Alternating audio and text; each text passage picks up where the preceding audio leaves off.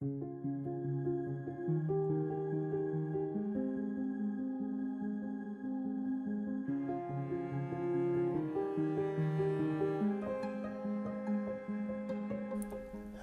and welcome everyone to another Ask Lyngdorf session, this time here from our new headquarter in Skive in Denmark.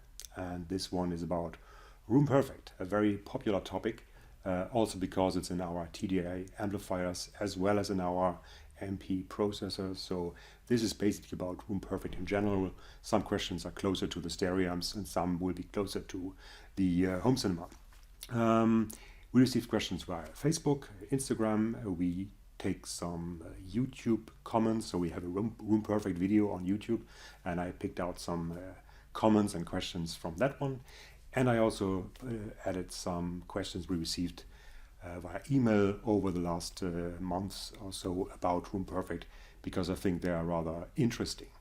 So in general, we will do 3 parts, roughly. The first will be more about what RoomPerfect actually does. The second part will be how RoomPerfect is doing that. And then we will also be looking at some special cases. Okay, so let's go and have a look at the first question. Let's start with a very general one. A common question is, what does RoomPerfect actually do and how can it improve the sound? For example, CF Audio, how does RoomPerfect really work and how does it compare against, and then he named 2 other calibrations or room corrections. And by Orang, I have been using the amplifier before.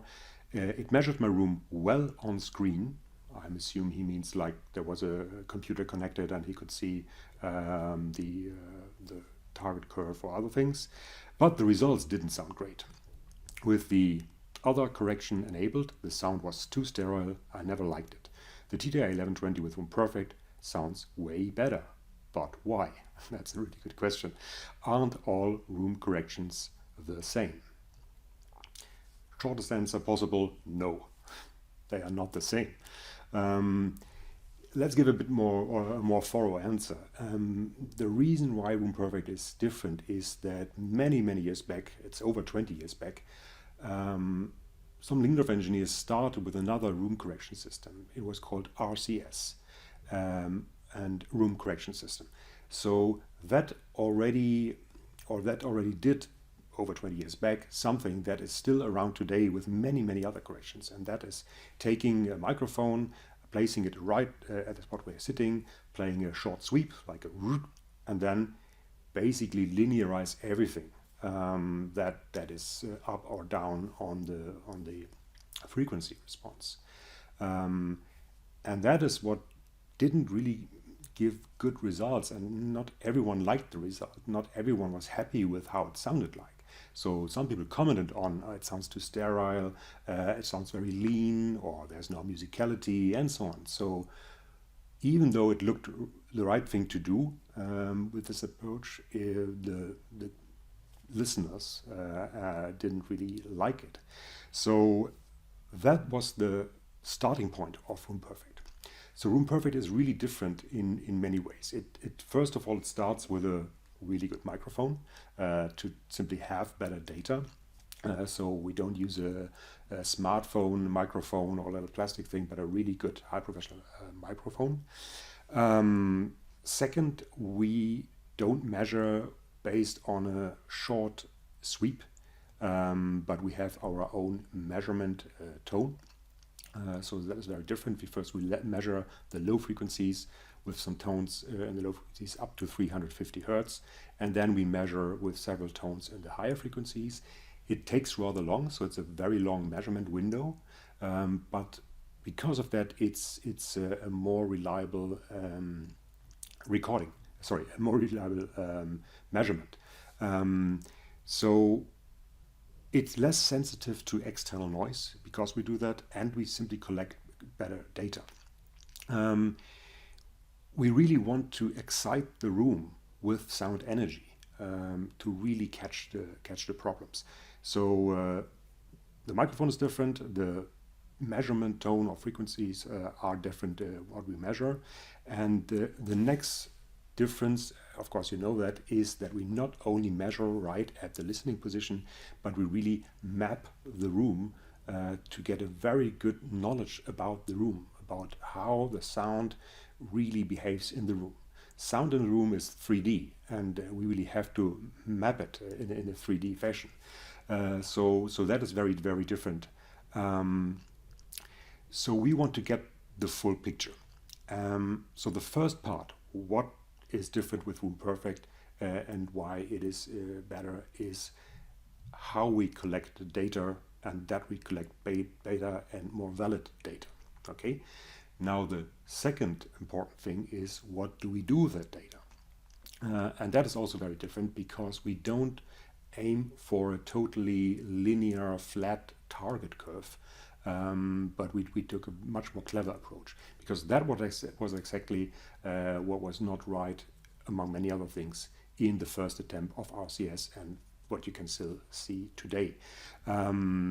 So I cannot show you our algorithm here today in this session, but the main ingredients is to how we measure, how we map the complete room to get the full picture of the acoustic issues in the room. And the second thing is, what do we do with the data, and we don't follow this linear approach. We really understand the room, and we really understand your loudspeaker, because we measure so thorough. Let's have a look at a connected question to this one. By Miller, isn't room treatment always the better solution? Or by Push, hi, does speaker placement not matter using the system? Of course, it's still valid. So a good sounding room is a good sounding room. Room treatment is also a way to make a room sound better. That also happens when you come into a room. Some rooms sound very, very hard or bright, and some sound rather good already when you talk. So a good room is a good room. With room treatments, there are 3 limitations. So one is, if you really do good room treatment, then you also have to measure. Everything else is just trial and error.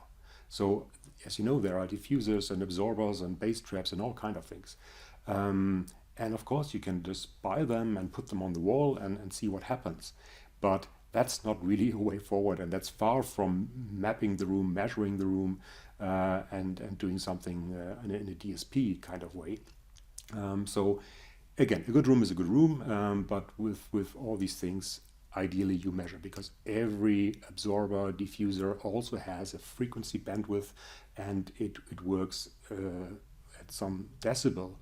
And if you don't know what it does, and if you don't know what your problems in the rooms are, then you might just shoot off and not really improve the sound in the room. So that's one limitation about room treatment in general. The second limitation of room treatment is, you can have absorbers and diffusers and the like, and that usually improves the room just as carpet does, and drapes and furniture does. But there is a limit, and that limit is low frequencies. So in the low frequencies, we really talk about energy, sound energy, and we talk about changes in 10, 15, 20 decibel, and we talk about wavelengths between 3, 5, 10, 12 meters. To absorb that kind of sound energy would take a lot. So that's not a little bit of foam on the side or behind you. That really takes very, very good tools, absorbers, and even that has a limit in the lower frequencies. Whereas with DSP, with room correction, you can really address that more specific and better in a way, more defined. And so that's a broadband, and also you really know what you're doing. So this room treatment has definitely a limit in the lower frequencies. Chances are that if you buy something that kills or absorbs low frequencies, that you absorb too much, and you basically end up with less bass or almost no bass. So again, that's the second limitation. And the third limitation about room treatment is, of course, well, you can ask your partner. All I'm saying is that something like RoomPerfect is invisible. and room treatment isn't. Okay, so that's one thing. Let's have a look at the next question. Let's look a little bit deeper how RoomPerfect is actually doing it. So a common question is, why does RoomPerfect measure more than the listening position? Why is it important how it sounds elsewhere in the room? And I said it already, but that is based on the RCS room correction system that we did over 20 years ago. One of the findings was that if we only measure at one spot, chances are that the outcome, meaning the correction, is not really right or doesn't sound good. So it was a learning from this early version that we took into RoomPerfect. So the one spot measurement is not really giving good results. That's how it is.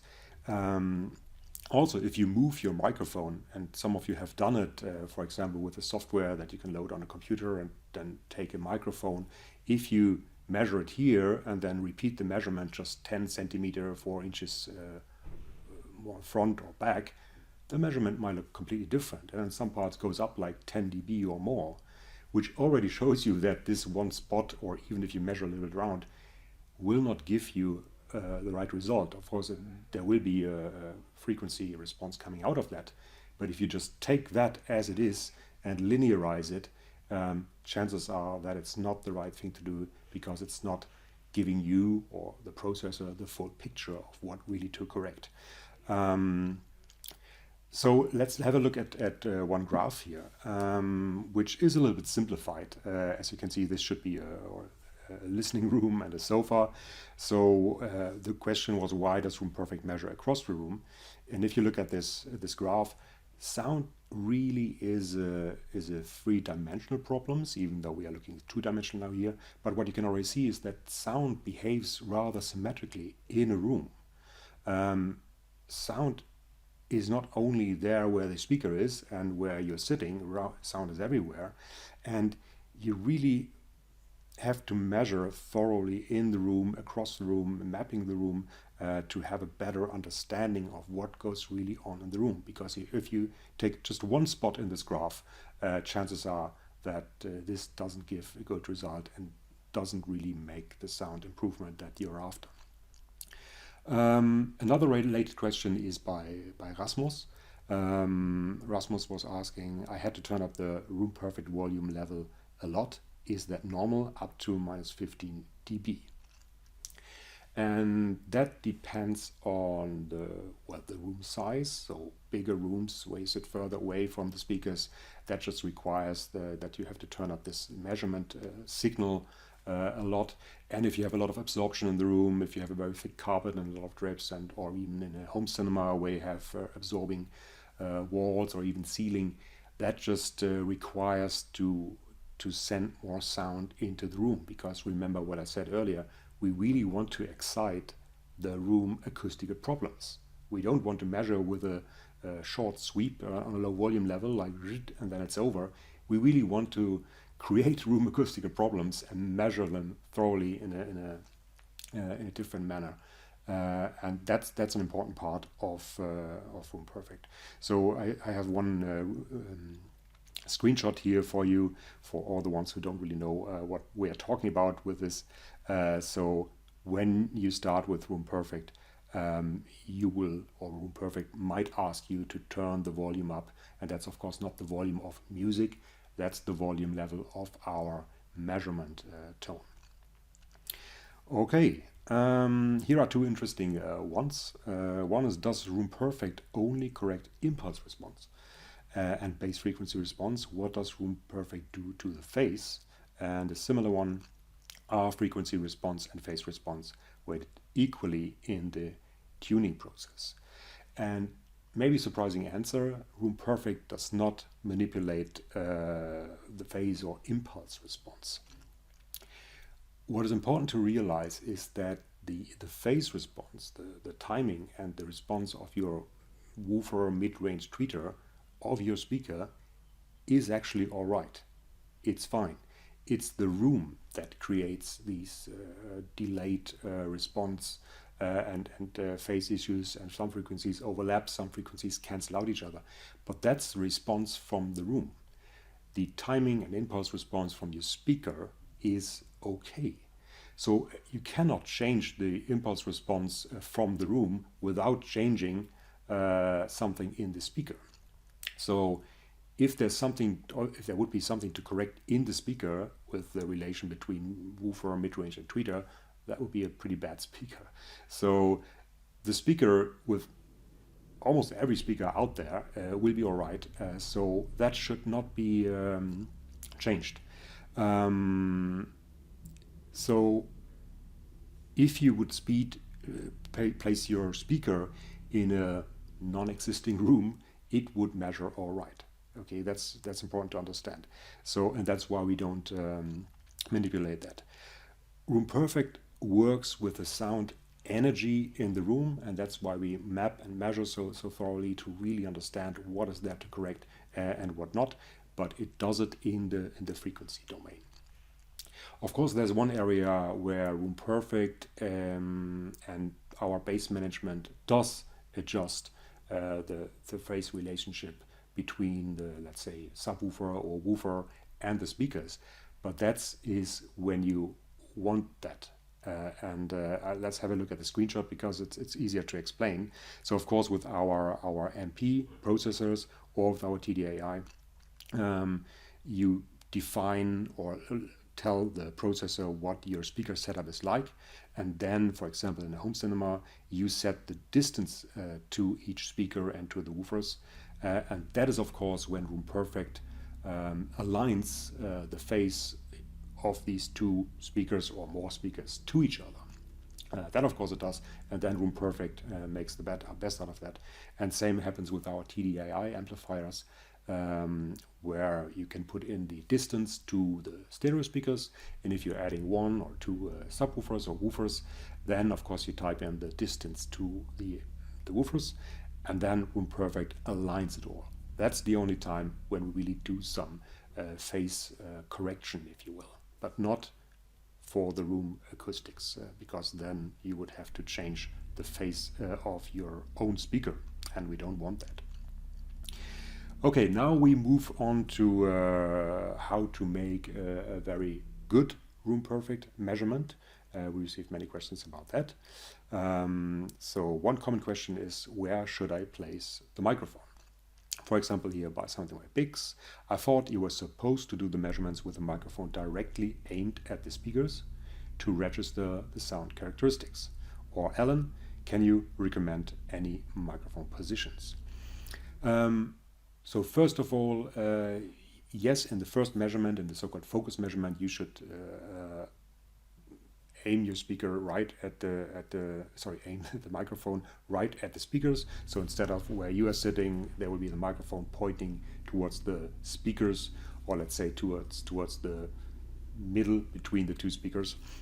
The microphone itself is omnidirectional. So in all following measurements, it doesn't matter so much whether you turn it this way or this way or this way or this way, but do it in a random fashion. So the first measurement will be like this, and all the following room measurements just change the height of the stand, change the direction of the microphone. It's really important to map the room in a random way to really catch everything that there is in the room. Let's have a look at another screenshot for that. So this is the room again that I showed you earlier.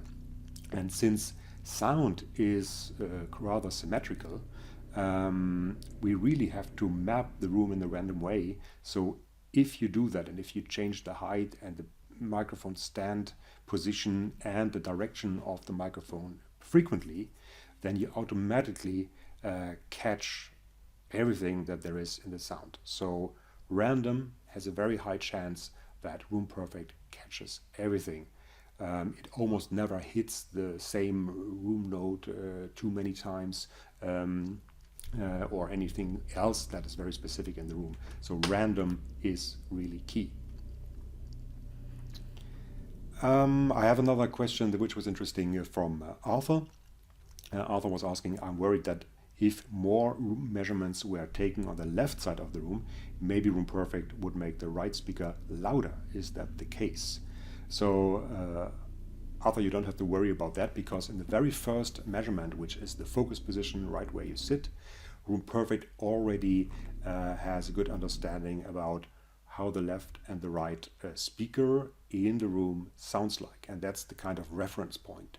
Even if you take, by coincidence, more measurements on the one side of the room versus the other side of the room, it always knows from the first measurement, which is in the middle, or, well, at least where you sit in the middle of the speakers.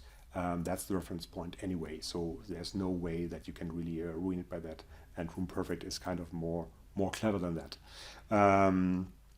No one has a fully symmetrical room anyway, so most rooms, maybe apart from some very good home cinemas, so you don't have to worry about that. RoomPerfect takes care of that. And even a home cinema might not be fully symmetrical. Maybe the room layout is symmetrical, but there might be a door on that side and not on the other side, and other things. So don't worry about channel imbalance or ruining something there. Actually, RoomPerfect is really, really good in nailing the center image of two speakers or more speakers, and really have a very, that's why we call it focus, a very, very good focusing and sound staging between the speakers. Okay, now we have some more questions about how to make a good RoomPerfect measurement. So one question we have from Mick. I have a pretty much damped cinema with wall absorbers and the like. Should I point the microphone at the absorbers? No, you don't have to point your microphone at absorbers. RoomPerfect doesn't know what an absorber is. So it's very important that you don't try to think too hard about what to measure. As I said earlier, just map the room with a microphone and change many things, but don't try to measure specific objects. If you would measure very, very close to an absorber, the result would be absolutely no high frequencies, which again is not really important for the whole room measurement. So if the absorber or whatever you have in the room or diffuser has an impact on sound, it will be captured in all the measurements, even in the first one already.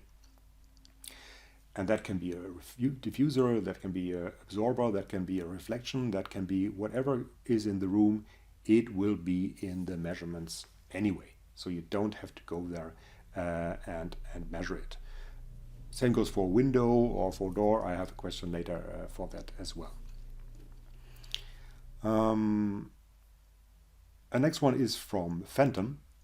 Phantom was asking, do I keep the mic parallel to the floor all the time and just change directions, or should I do different angles, pointing at the ceiling, etc.?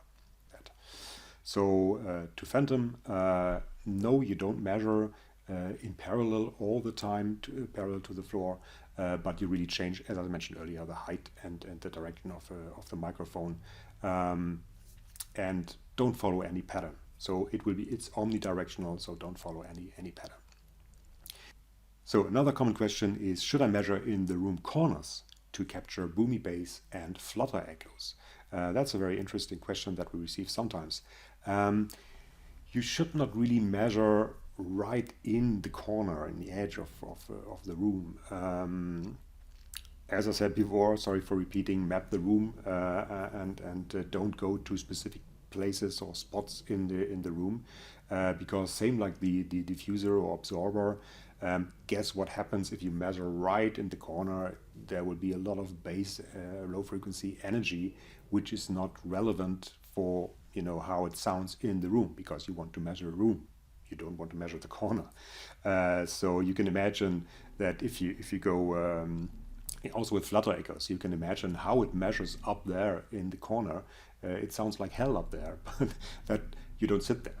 So whatever there will be with flutter echoes and boomy corners and so on, that will be captured in all the other measurements across the room anyway, if it has an impact on the sound. Interesting question by Flem. I positioned the microphone as suggested in the instructions, taking readings from all around the room at different angles. Then I took readings from all the obvious problem spots. For example, my kitchen door, as it is the first reflection point, also my TV, so I took a reading with a microphone directly pointing at it. Same close to the reflecting window, near the chimney and the like. I think you can guess my answer. The answer is no, you don't have to measure your door or doorway or window or chimney or whatever. You don't have to measure anything specific. First of all, you don't really know whether that kitchen door has an impact on sound or not. You assume that it does, but that's not. Leave it to RoomPerfect to find out. So you don't know about it, so don't think too much about your room and don't think so much about what to measure. If it has an impact, it will be captured in the measurements. Question from Hugo. Hello, my question is, my room is an open space rectangle composed of a living room, listening area, and a dining room. Should I make measurements in the dining room as well? Similar one from Armand. I have room configuration with irregular shape. Should I make measurements only in zone 1 or in zone 2? How measurements should be done in irregular shaped rooms? That's a very good question. Some people have an, let's say, L-shaped room or a T-shaped room or a very, very long room where they only sit in one part of the room. And in general, you don't have to measure or you don't have to move your microphone stand and measure in the farthest corner of your kitchen or dining room or whatever that L extension is like. Of course, you can move a little bit in towards that area, but remember, you want to measure how it sounds like in that listening part of your room. So if you map that room, measure around where you sit, and maybe also cover the other area with common sense, that's fine. But don't go into the furthest corner of the L or of the T or whatever to measure specifically there. One way or one thing that we can recommend is, if you have an irregular shaped room, just take a few more measurements. So take 6, 7, 8 measurements, room measurements. So take a few more. Of course, the room knowledge, we come to room knowledge later, will tell you about it. But to be on the safe side, make a few more if you have that kind of room. Okay. So another question that we receive quite often is about the room knowledge, actually. RoomPerfect shows you the so-called room knowledge in percent. I can show you a screenshot here. So step by step, RoomPerfect shows you how much it knows about the room. And we received some matching questions, for example, from Sid. Should I try to reach 100% room knowledge? And by Mick, why does it take so long to reach 100% room knowledge? And from Alex E, I ended up at 94% room knowledge. Is that enough? Well, that is pure math. If you remember back at school, 94, 95, 96% means it's very close to 100.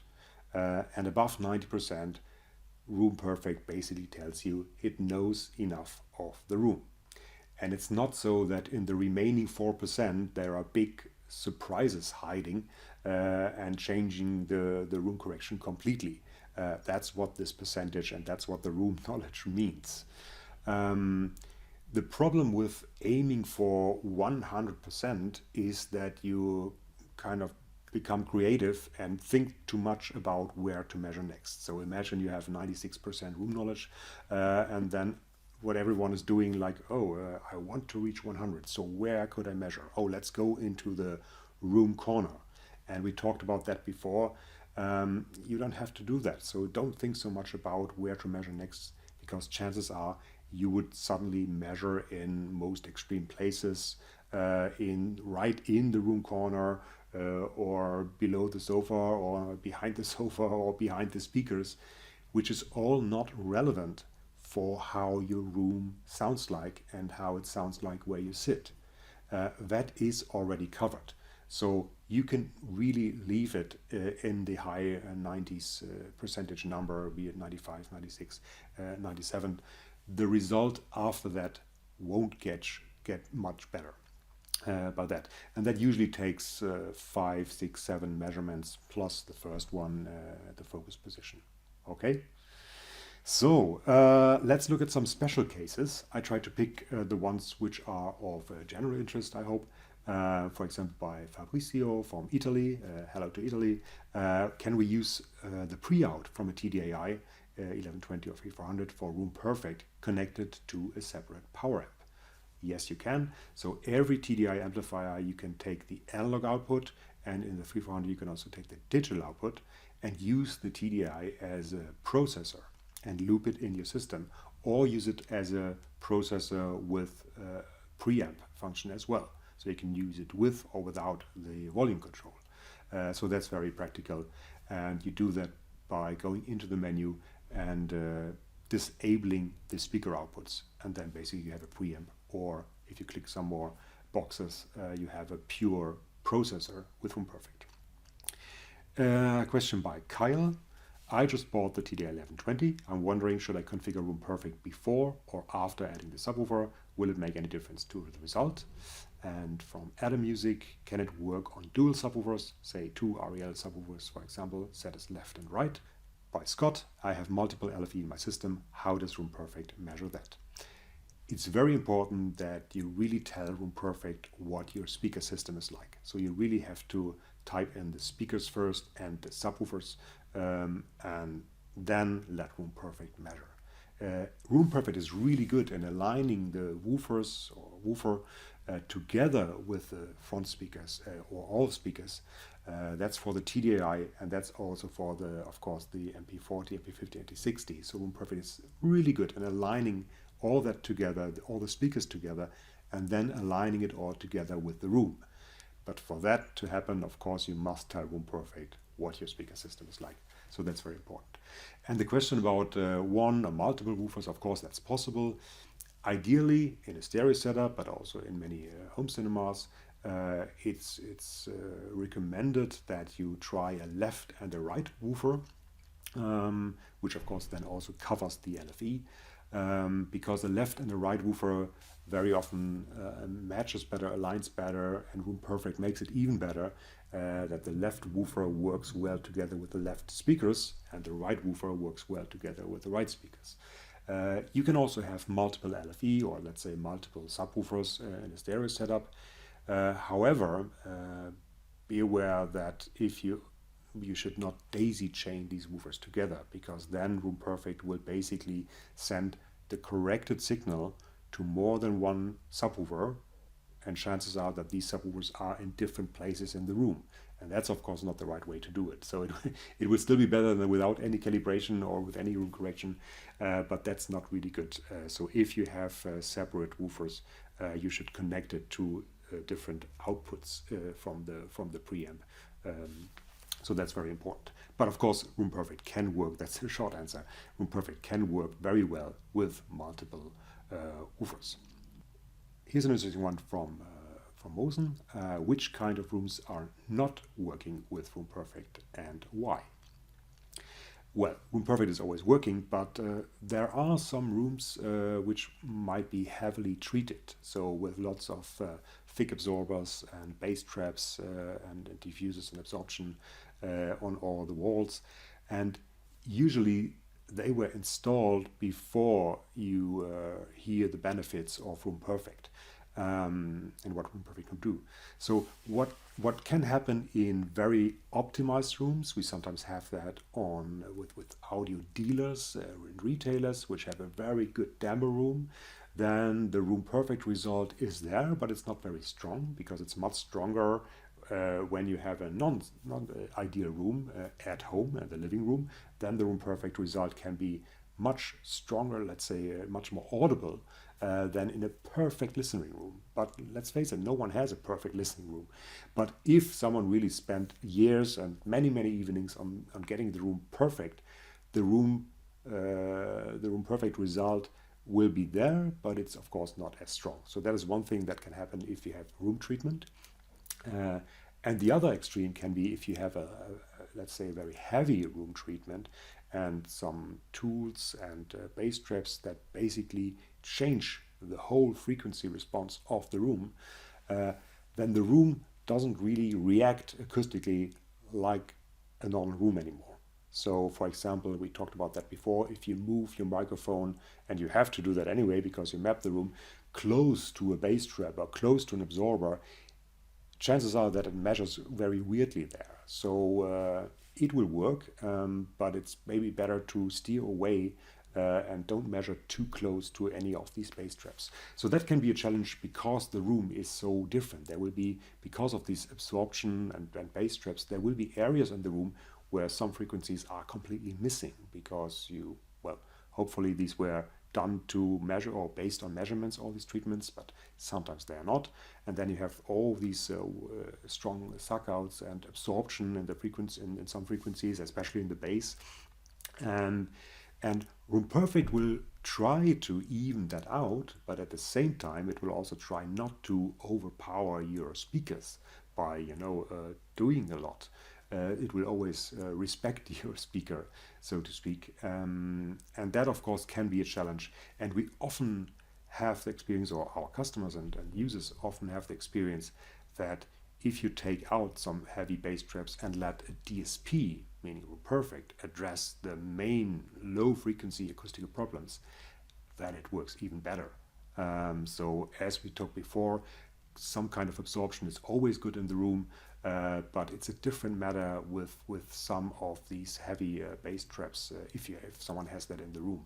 So killing sound energy has a dark side. That's what I'm saying here. Okay, some final questions. Where can I see the RoomPerfect results? Can I change the RoomPerfect target curve? Or are there specific target curves that the system is looking to achieve? As mentioned in the beginning, RoomPerfect works different than most other correction systems, partly because it doesn't aim for a ruler flat frequency response in the first place. More importantly, that target curve kind of is created during the measurement, because RoomPerfect understands your room, and more importantly, RoomPerfect understands your speaker.